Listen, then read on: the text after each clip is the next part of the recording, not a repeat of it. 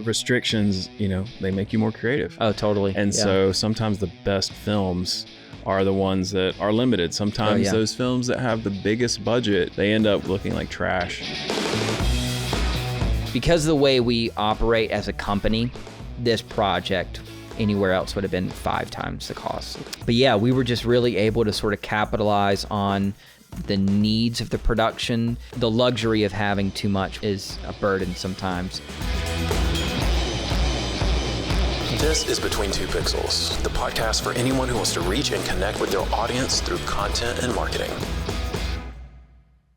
Welcome to this episode of Between Two Pixels. My name's Josh. I'm one of the owners of Between Pixels, and I'm joined today by Matt Scruggs. Hello. Hey, Matt. How's it going?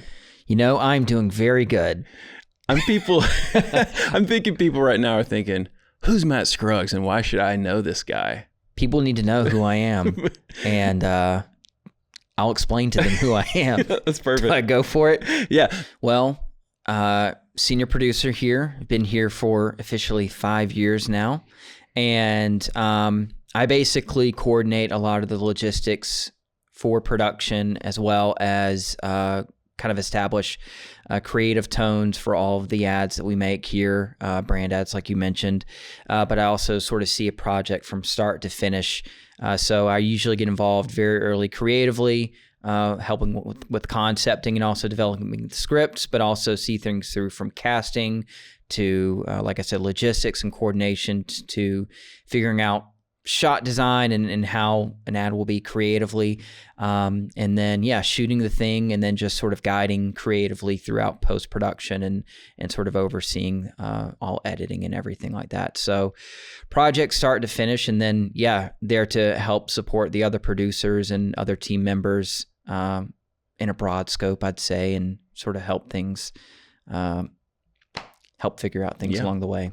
Well, I want to kind of ask you a little bit about your background, and but you said an interesting thing there. You said you'd been here 5 years, and that is true.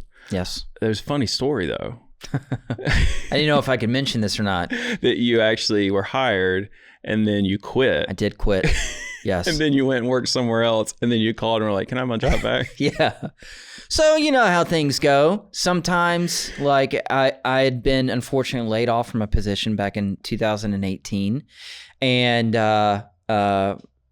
found Between Pixels and started working there late in the summer.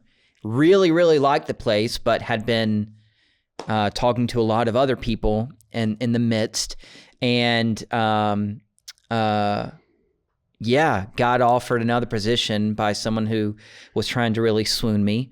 And tried them. I remember going to see Brian and being like, hey, so I know I've been here for like 3 weeks, but I'm leaving on Monday or something like that. And he was just like, okay. And so went to another place for a little bit and decided I was like, maybe these guys have something going on. And so, came back and was welcomed with open arms. And That's right. We were like, I remember Brian telling me, so Matt, he just messaged me and he wants to come back. And I was like, yeah, tell him to come back. We still got a position open. Yeah. So let's do it. That's always like a fun story. So like you could this is great. You can help us make videos for like recruiting staff. Cause obviously, that's right. You came back and you've enjoyed your time and you've done various things and really grown into like that like senior producer role. And like honestly, I would say like you've been instrumental in like setting the tone for these like brand ads. Sure. And like the visual kind of identity that comes along with them and leading the team, which is why I wanted to talk to you about this series that we're going to talk about in this one, which is the Bad Healthcare series. Because this was like a really fun one to talk about. And this is something we want to do on the podcast. Is like one of the reasons why we wanted to start this is I think our process is really unique, and I think our staff has got some great ideas, and I love the way that you guys tackle this kind of stuff. And I just wanted to kind of peel back the curtain a little bit and let people see kind of like how this stuff comes about. So to kind of kick that off, I guess let's talk a little bit about the Bad Healthcare series. So tell me a little bit about the client that we were working with And we've talked a little bit about ALO before on the podcast, but not a ton. Yeah. So tell us a little bit about the client, and then tell me how this series kind of came about. Like, where did this even come from? Why were we even doing this? So ALO Health has been a legacy client of ours for a while. Okay. And I've basically been in charge of producing and directing all of their brand ads basically since 2020. And so, I was able to sort of establish a good creative relationship with them, and not to toot my own horn, but whenever I started directing brand ads here, I was like, okay, I'm going to use sort of my experience and passion with filmmaking and directing to sort of make some of these ads a little bit more cinematic, we'll say. Yep. And so we started playing around with that with Eagles Landing Health. And really went into evolving their style to be a lot more traditional to what you see on TV or whatever, but also having the opportunity to make a lot of fun stuff. Mm-hmm. As they were evolving into ALO Health, they really wanted to set themselves apart from other primary care centers, facilities, whatever you might call it. And of course, like, our marketing team was really starting to develop a whole new look and feel for them. The goal with what they were doing from a brand identity standpoint, as well as what we wanted to do in video, was create something that just felt different. And so with that, we went through a lot of teaser campaigns and stuff like that, really establishing what the brand was at the beginning of 2023. But this series, they wanted to make something that was sort of a teaser to new areas and almost just sort of hinting that better healthcare was coming. Mm-hmm. And so led by the marketing team's ideas to really just say, okay, what can we do to highlight that not only is there a new primary care healthcare available to the public in Atlanta, around Atlanta, how is it different? But for video, we wanted to make a campaign that was saying, talking about the pain points of healthcare. Yeah. A lot of it is bad for people, and a lot of people have horror stories from bad healthcare. Yeah. So that sort of led the idea of bad healthcare. Tell me about it, where we sort of came up with the idea of real life stories of people who had bad experiences with primary health care, mm-hmm. some of which were actually really real life examples from personal people that we knew personally, and really just present them as, hey, this happened to me, this could happen to you, mm-hmm. but also present it in a way that was just way over the top and a dramatic reenactment of what happened to people. So now I have a couple questions. So, please. I my background is video, as we've mm-hmm. talked about on the podcast before, but a few years ago, I kind of just backed more away from the ad side of things, because I did do this stuff in the past because we had a smaller team. Mm-hmm. And so I don't really participate that much in the ad production of things. I work more on internal stuff. I run operations and all that stuff. So I don't really sit in those meetings as much. Right. I'm more like when you guys are like, I want to spend money or something, Yes. And I'm like, yeah, do we have to? Right. Yeah. So tell me a little bit about the creative process for this. So like, what was the ideation like? Was there anything where you got inspiration from? Like, how was that like with the client? Because I know what we ended up wanting to do, mm-hmm. but like, what were those like, how does an idea even come out with something like this? Because we talked about on the previous episode how sometimes creative can drive things in too much, mm-hmm. and the creative can then drive things off the rails, because it's like, wait, that doesn't even, you see an ad and you're like, what's going on with that ad? Like, mm-hmm. I don't even know what that's for, or like what, it's not even funny. Yeah. Like it misses the mark. I don't think these miss the mark. So tell me a little bit about that creative process. What really led the creation of all these were the real life stories that we had examples of. One of the main pain points ALO wanted to point out with this was the problems patients had with healthcare issues, and just how sort of, benign they might seem, but frustrating they are to people who are just trying to get their blood pressure checked or get, served for passing out all the time. Or just booking an appointment. Exactly. So, we really led with, okay, we're going to have these interviews. They're actors, but taking real life examples, either big and, hyper specific or just something like super broad. So we had an example of somebody having issues scheduling. I'll back up this. All of these problems were something that ALO was easily able to answer. And this isn't an ALO Health plug or anything, but they really pride themselves on same day appointments, walk-ins, open hours,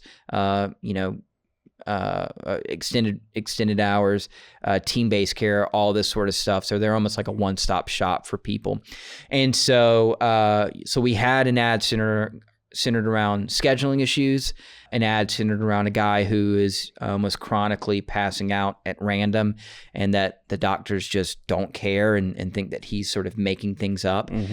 We had another one about sort of incompetent doctors.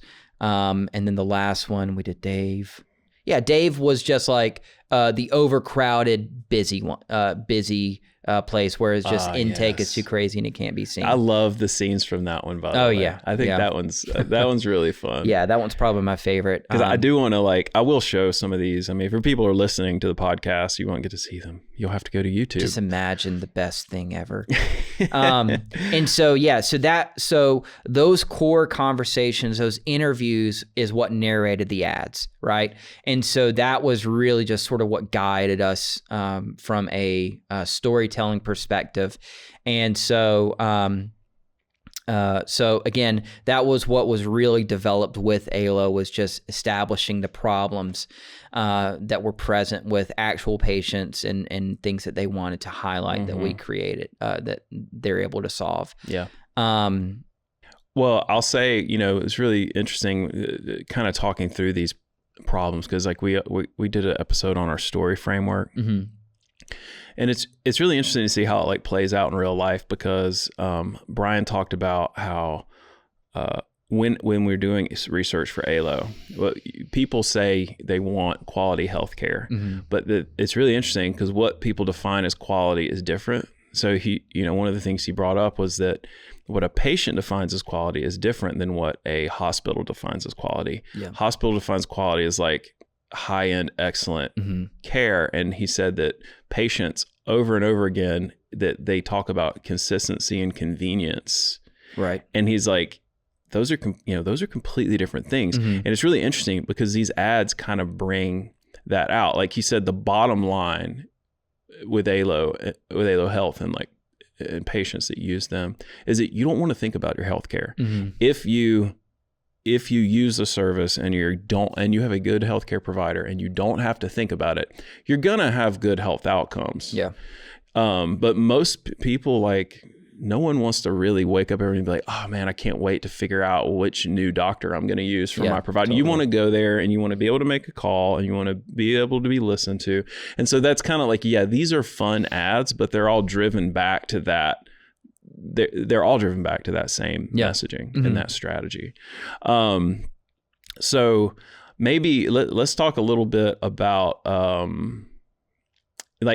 okay, before we show them, because I do want to show them, have you interact with them a little bit, but how did we get the stories and how did we cast? Because the thing that's kind of funny about these, you're explaining it, it's like Inception, 3 levels deep. Yeah. Because you have the real story, you have the actor portraying the person who's telling the real story, and then you have the actor portraying the dramatized version of the interview that is being done by an actor that's based on a real story. So it's it makes it really fun. But tell me a little bit about, because there's a lot of actors in this, and totally. how do we do that? How do we manage that? That's a lot of stuff to do. And then maybe after that we can look at them and we can talk about set design and that kind of thing. Yeah. We had 4 ads, multiple characters throughout, and each character for the most part had to have a double. And so this might be a stretch, but it's probably not that much of a stretch. We probably had like 1,000 people being considered for the role that we like really had at least some sort of back and forth with. And so we kind of led with who the dramatic actors were because they were going to be in the ad for the most part. Mm-hmm. And we viewed our people who were the interviewees or the real life version of the people sort of, in my mind, almost as like voiceover artists in a way, because they're on camera for maybe 3 or 4 shots, maybe a total of 10 seconds per ad, per extended ad. One of my things was like, this does not need to match perfectly. We need to like have like key characteristics, like the guy who played Dave, the real life Dave and the dramatic Dave, both of them were bald guys. Yeah. And that was one of the only like clear, distinguishers between them. Yeah. And it was just like, remember, these are literally meant to have fun and entertain. And I think a lot of times, and this is just like my generic thoughts on advertisements in general, is if it's something that is unrecognizable or something that you have to explain that takes longer than like a millisecond in your brain once something starts, you've already sort of failed your audience sort of thing. So they have to be in on the joke instantly. And that's sort of like what it was. So even visually, and this might be going into another avenue here,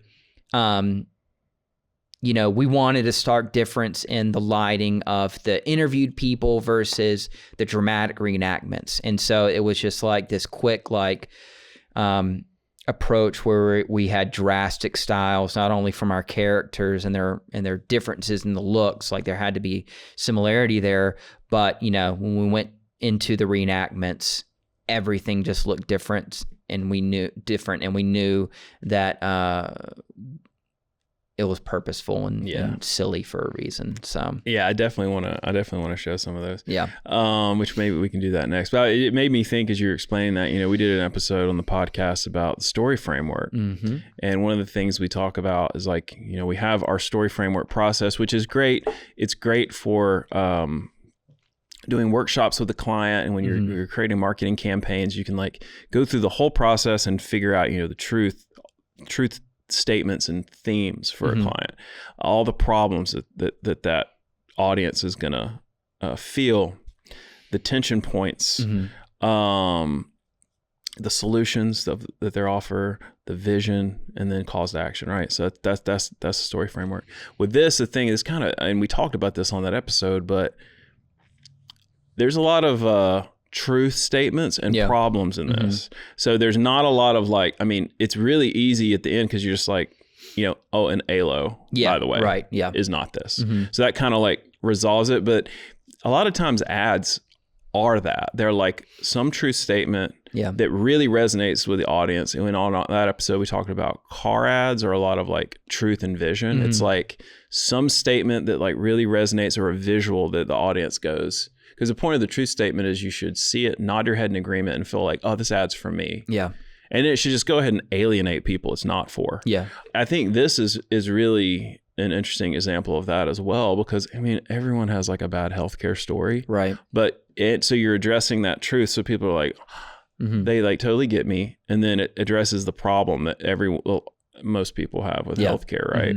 So I think that's really cool. So maybe we could just take a minute and we could look through some of them, because then I think as people see it, I'd love to talk a little bit too about like how we did this, what kind of crew size we had, how do we manage the budget? Yeah. Because I think that's a lot of times clients, and we might show a client something like this and be like, hey, we'd like to do this. And they're like, well, how much does that cost? Yeah, right. Because not to brag about it, but it looks way more expensive than it was. Yeah, absolutely. Yeah. So which one did you want to look at first? So I got it over here. So let's do this one first. Okay. All right. So let's take a look at this. Hey, I'm Dave, and this is my healthcare horror story. I had a real sore throat, and I decided I was going to go to the closest urgent care. The waiting room was packed, and the staff, they acted like they didn't even see me or care about the other patients. After 3 hours, I finally got to see the doctor, and he was like, man, today is the worst. And then he tells me how he hasn't eaten all day and his head's all foggy. And then he says to me, "Anyway, what are you here for?" Like I was the problem. It can't be that hard to find a doctor to take care of me, right?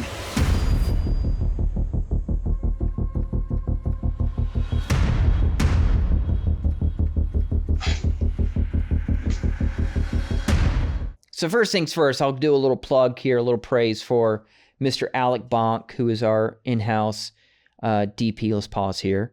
All right. He shot this and is frequent collaborator on all the brand ads. So he shoots almost every single brand ad we do, and has been here a few years and well accustomed to working with me. Also, he's a director, and so he and I connect on that sort of storytelling and love for filmmaking, and just sort of like always wanting to make things as good as possible. Mm-hmm. So we like I said, we started out with sort of a blank slate for these real life interviews, and we shot this in our studio. Okay. And so the studio we're in right now, the studio that we're in right now, it's just over there. There's a cyc wall that way.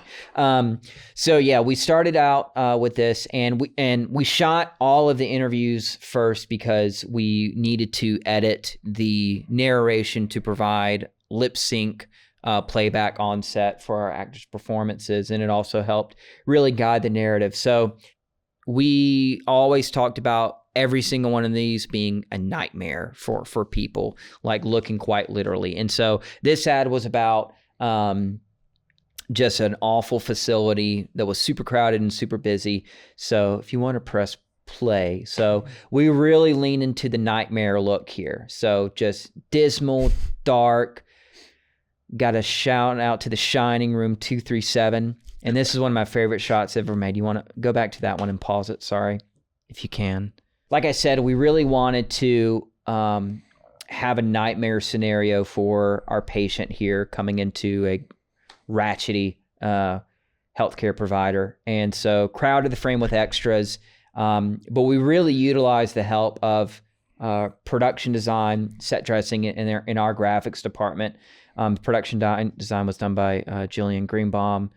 The graphics team had an awesome time with this project because they were able to make like really unique signage. Feeling sick sounds like a you problem. So a lot of this stuff came from just like, a lot of these like background elements and just the way things came from just other people having fun and surprising me whenever we got there, right? And so, of course we prep a lot during pre-production and everything.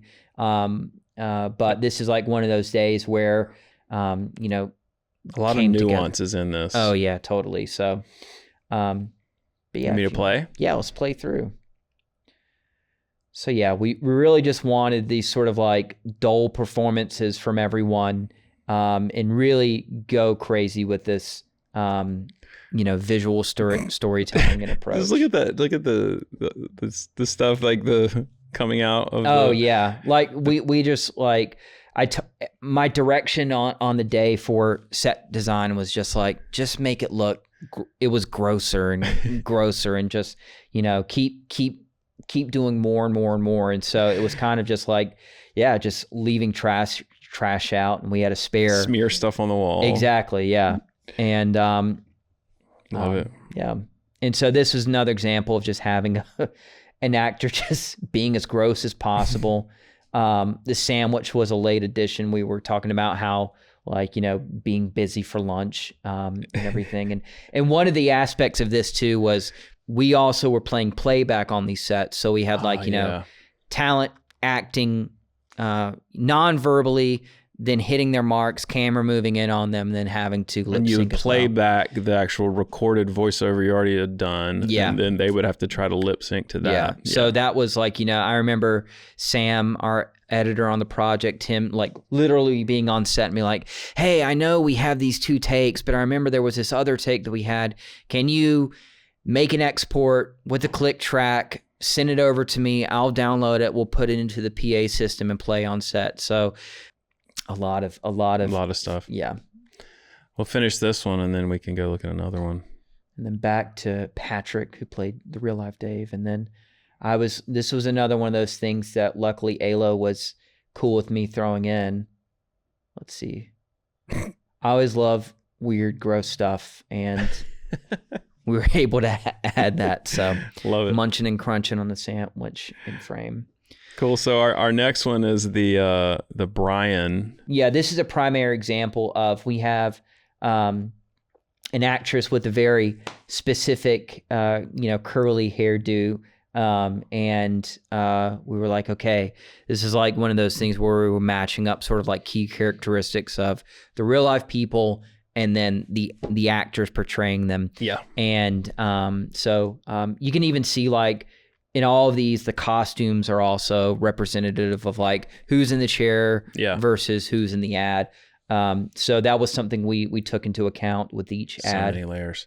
I love it. Well, I just want to play it all the way through. Please. And then we can start back at the beginning. Yeah. Hey, I'm Megan. And I'm Brian. And this is our real-life healthcare horror story. Brian occasionally passes out. It's not a big deal. It is.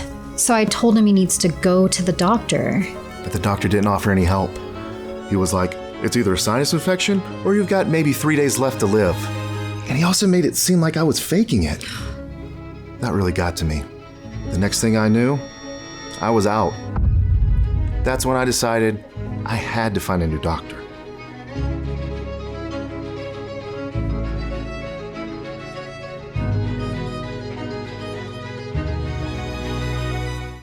You want to go frame by frame a little bit and go through this one? Yeah, we just sort of walk through. With every single shot of these ads, we kind of had our sort of like big like aha moment shot, and that usually was what we led with off the top.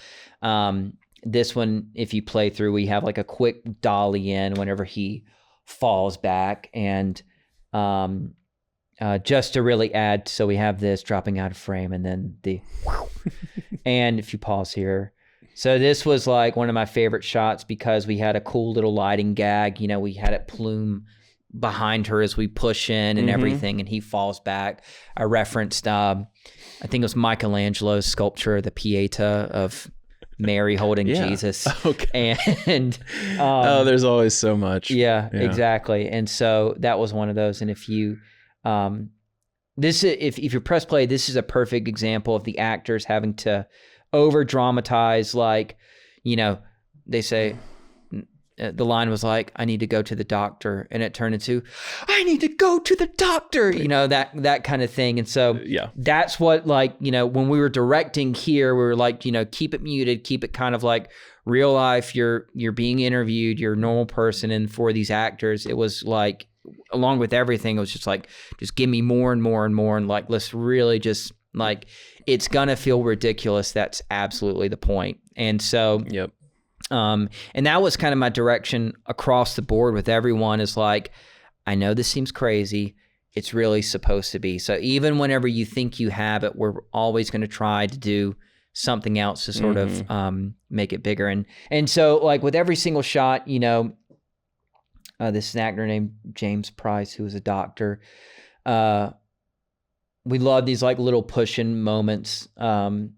You know, this is another example of a very Leslie Nielsen moment. Exactly. Right, yeah. Well, I was like, you know, I want some like almost really 1950s traditional black tie, you know, white coat doctor. And, but this is another example of the graphics team just surprising me.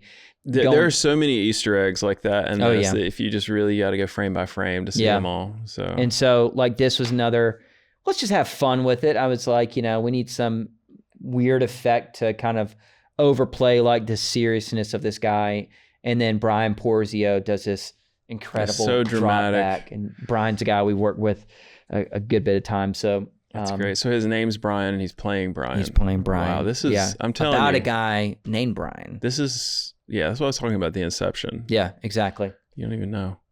So then back to the back main, and then back to our calls. Yeah. And like going with the story framework, like you were saying, you know, we kind of like used like those true statements and those invitations, especially the invitation was more like a teaser. Like that's what the whole ad was supposed to be. Yeah. So like we did sort of use the story framework as like, you know, a loose narrative to really guide it. And I really think with how my approach to ads, especially like voiceovers and narrations, I do use that framework in a sense, still keep it kind of more traditional to a 3-act structure, but also I'm able to find like, tensions and problems and ways to like leak that in to help it stick to our core storytelling. But it started off with like sort of this is our bad healthcare story, and blanket statement about what it was. So yeah, no, that's cool. Do you want to do this one? This one, yes. So let's watch John real quick. Hello, my name is John, and this is my healthcare horror story. Look, I don't ever like going to the doctor unless I absolutely have to. But I had this bad cough that had me hacking nonstop and needed professional attention. I called my primary care office, and the receptionist seemed to do her best to not help me. She said they were booked for the day, so I asked about coming in the next day. She told me, sorry, the doctor has an important meeting. I brought up the following day. She said, then next week, then next month, all no's, nopes, nadas. Suddenly, there was a cancellation that left an appointment open in an hour, but the receptionist greeted me with a scheduling mishap. The doctor left the office to play a round of golf for the afternoon. I guess some people just don't have time to care.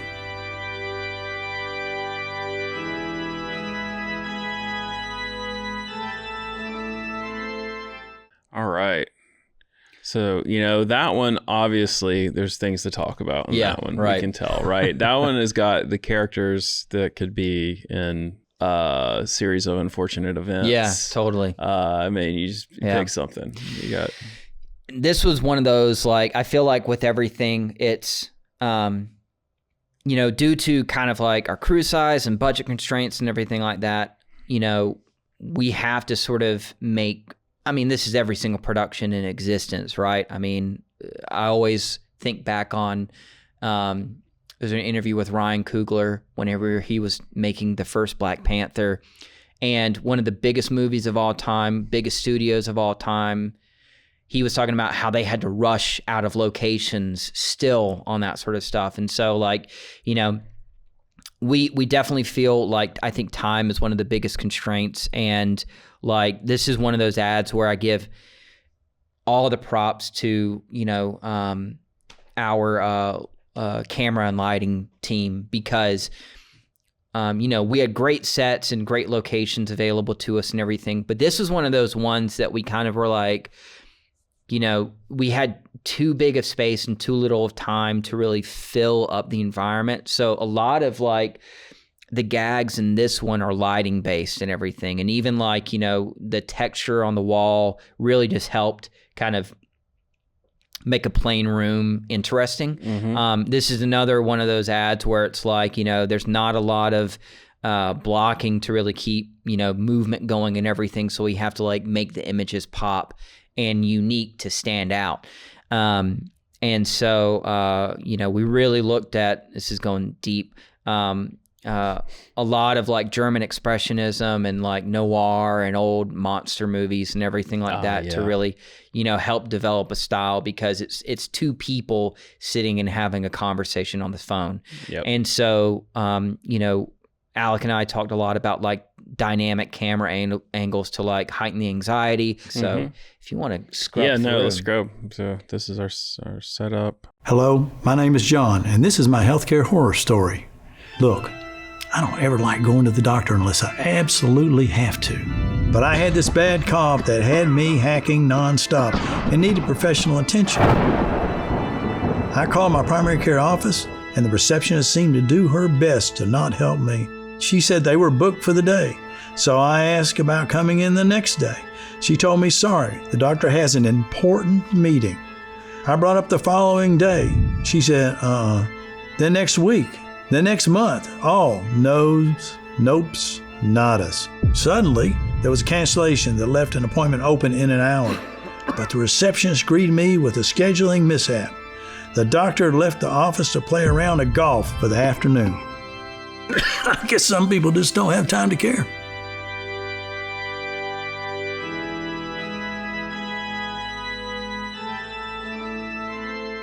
If you want to scrub through. Let's scrub. So this is our setup. So this is an intro shot of the dramatic John coming up.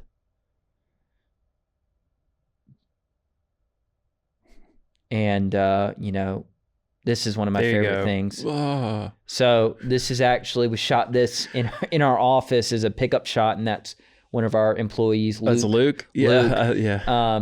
And the shot is almost perfect, except for his sleeve on the right side of frame is not as buttoned as the one on the right.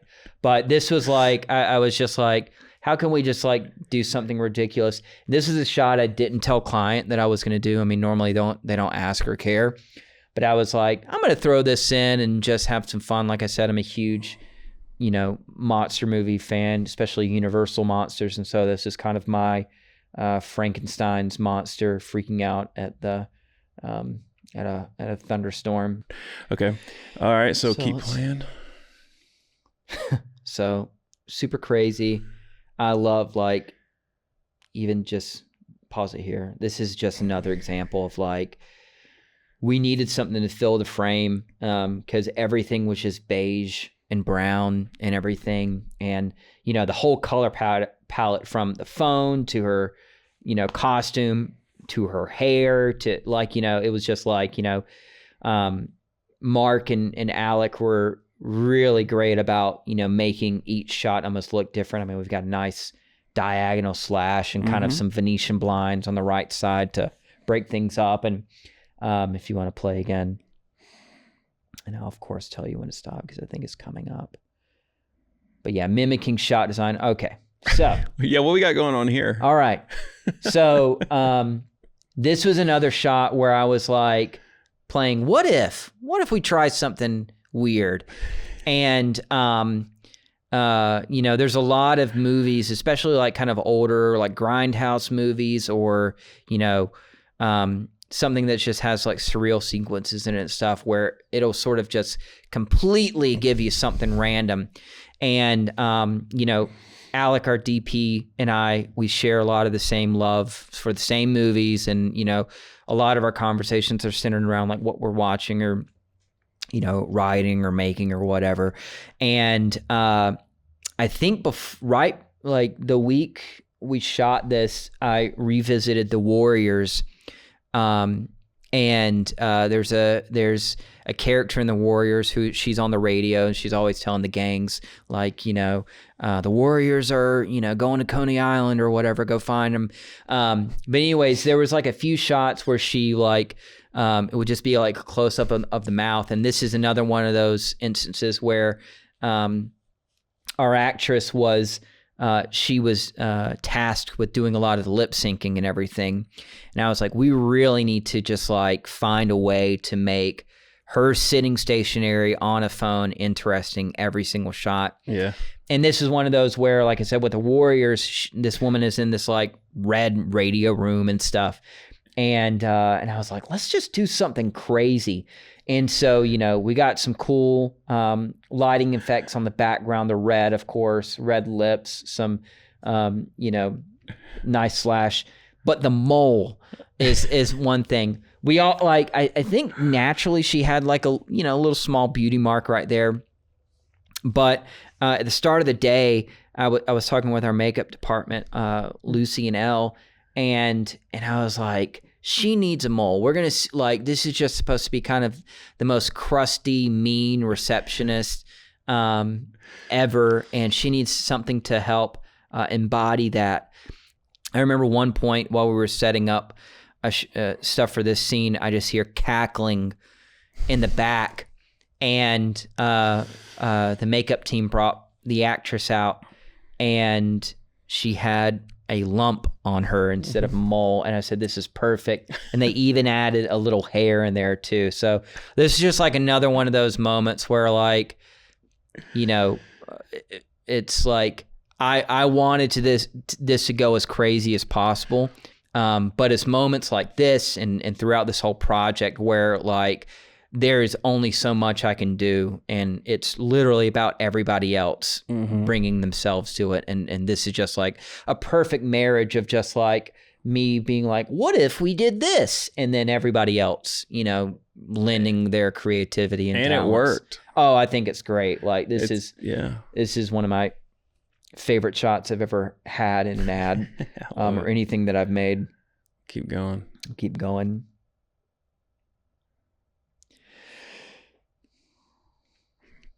I love the over dramatization. Oh yeah. I mean, it's just like that. I love that too. The ad, yeah. And Brian Troxell is a well-known actor here in Atlanta and a good friend of Casey Holloway, who is one of the real life characters. Well, I guess just in closing,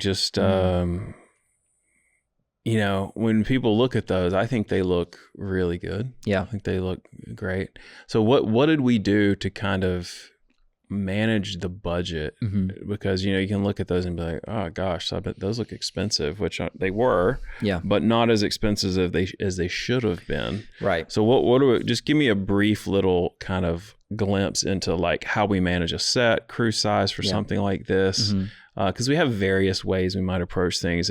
Certain lighting design might require a certain level of gaffer with a certain truck or a certain setup. Others it's like we might supplement some of our gear and bring in, like with this, we brought in Mark. So give me a little bit of a picture of what that was like. Yeah. So because of the way we operate as a company, I think like at the very least, this project anywhere else would have been 5 times the cost. Like, and that comes just from my experience where like, spending $15,000 a day wouldn't bat an eye at doing that. Right. Yeah. But what was great about this is it still stuck to the core of like who we are as a company. And I don't want to say it's a DIY your approach, but we really lean first and foremost on our internal resources. So we're really accustomed to still having like small crew and capitalizing on sort of the fluidity there and the creative problem solving that's required when, working with, a light and a camera and, another crew member. Because we had a good grip and electric package. We had a good camera package shot on Sony FX6 with some Canon FD lenses. And same thing with the G&E package. We kind of used all of our stuff internally, but then kind of a la carte got different lighting sources and some grip equipment to sort of like help shape the light and stuff like that. But yeah, we were just really able to sort of capitalize on focusing on the needs of the production rather than sort of like what was the like what ifs or like, the luxury of having too much, we'll say, is a burden sometimes. Yeah. And I think the approach from a lot of times with a standard kind of production approach can be like, well, if you're going to do an ad, it's like you go by the positions. And it's like, well, you've got to have a gaffer, an assistant, you got to have a director, you got to have an AD, you got to have a producer, you got to have an assistant producer. It's like you kind of like, or it's like a line producer. And then it's like you kind of like get into all this stuff and it can build out very quickly. And for certain ads and for certain productions, that's all very valid. And we kind of like break that approach and like to what you're saying, it's like, do we always have a set designer? No, I mean, not necessarily. If the ad feels like something we can do internally, then we say, we don't need to do that. We got that. Right. But then we're like, okay, for something that's very visually heavy and you're like, the set is one of the actors essentially. Yeah. Then you're like, all right, let's bring someone in from outside. Right. Or the makeup, and it's like, well, for some things, do we really need... No, we probably don't. But for a lot of stuff, we do need like a great hair and makeup person. And it's like at what level, Yeah. So I think that's really cool. I think that's really unique. And the thing that's interesting about this and why that is important and is because ALO Health is on a content plan. So they're then like a content partnership with us where we map their plan for the year. And then we have to then take that budget that we've kind of deemed, and then we have to we figure out that budget before we know the creative. Right. Yeah. So that can be a challenge. So then we come to you and we're like, all right, this is about how much money we have set aside for this. We didn't know what the creative was going to be. And so then if the scope starts to change, we then have to then go to the client like, all right, so this is what we have budgeted. This is what the creative is. This is how we can solve that problem for the budget we have. Or if you want to go bigger, then we just need to kind of pull some money from something else. Yeah. Or maybe we could increase it for this, and we usually let them drive that, but we just present them options. Yeah. But then I feel like this is a great example of how you guys have done a great job of like taking something that, you know, we have a budget, but we don't know the creative. And then how do we fit that into this slot of like, how do we make something really good, but stay on budget, and then do something that still achieves the client's goals. So, yeah. And I think like, I always tell, you know, you or the important people here at the company, no matter what, I'm always going to try to like make something as good as possible. Right. But this was one of those where it was like, you know, it was sort of a strategic approach on our end to say, okay, you know we have this year-long over-encompassing budgets. How important is this project to you? And what I was able to do is almost like make a tier system for them, which we're saying like, here's at its highs, here's lowest, here's like mid-grade and stuff. And we kind of got approval for going high on this one. And even like, I think like we definitely made well use of the resources that we had. And even, with our size of crew and gear, and this was from the help of the friends and family discounts and just like relationships that we have, we still were spending just a minimal amount of hard costs a day outside of our sort of like internal tracking of how like soft costs are done of internal teams. So all in all, like I think it's just like no matter like your budget or scale, I think like we've come well attuned to being put inside of a box and just figuring out and maximizing everything. And I think that one, that's just the bread and butter of filmmaking.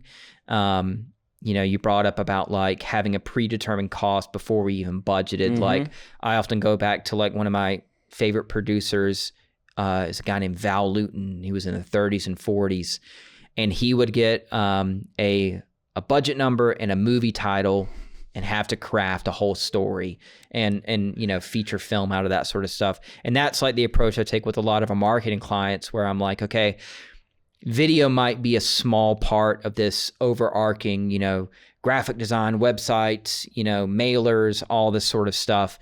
What other videos are we going to need? This is April. What are they going to need in November? So we all like kind of just like know, okay, this is going to be this level kind of production. How do we, craft something that makes it there, or that fits into that?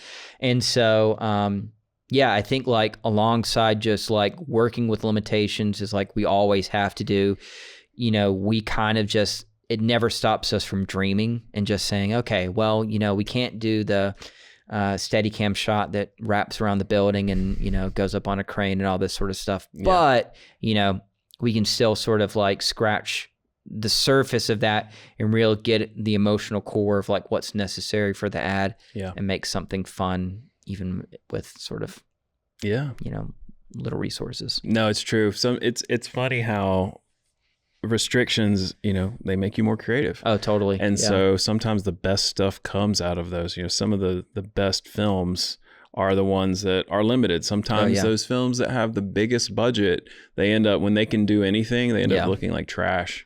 More money, more problems. They might look good, but they might, they're just like, this thing doesn't have any heart behind it, And it's like the thing that I've learned with just filmmaking in general. There's like, I've made little rinky-dink shorts that all the money went to food, and it was just people having fun. And then I've had like sprawling,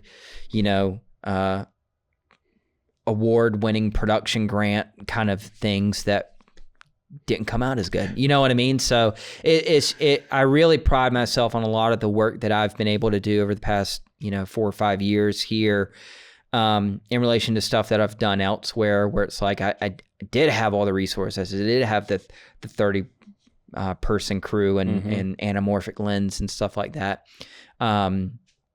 And still just not meeting what, the expectations or what's possible.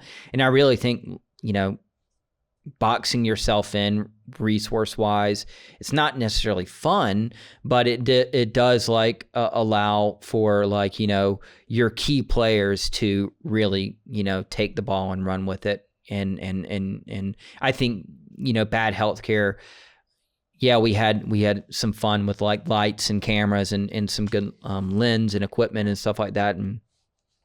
But I think without our producers and our, people behind the camera and down, like I said, hair and makeup department, without giving them the space to be creative and just have fun. I don't you could have given me a $500,000 budget for those ads and have it clamped down to being very specific. And I don't think it would have turned out as well. Yeah. I think it's just one of those things that we let our hair down and just had fun with it. Yeah. So because we did not spend $500,000. We did not spend $500,000 on that. So with anyone else, they probably would have. I know. That's the fact. The thing. We weren't even close to that. Yeah. Well, cool. This has been great. I hope this was helpful for people, that they could see a little bit behind the scenes and how we do stuff. Yeah. Thanks for sitting down and going over this. And I think you guys do some amazing brand ads, and I'm excited to see. Doing one next week all right. for ALO. Let's do it. It's going to be a kind of on this level about a gladiatorial pickleball match. So I just saw pickleball paddles and a arm brace that was ordered on Amazon. Great. Yeah, I did that yesterday. So. I was like, "What's that for?" Got to be for a brand ad, right? Yeah. So, but awesome. Cool. Well, I hope you've enjoyed this episode, and as always, if you're enjoying this, go ahead and subscribe, and we'll see you next time. All right, I'm gonna go. I exit this. Bye, Matt. See you guys.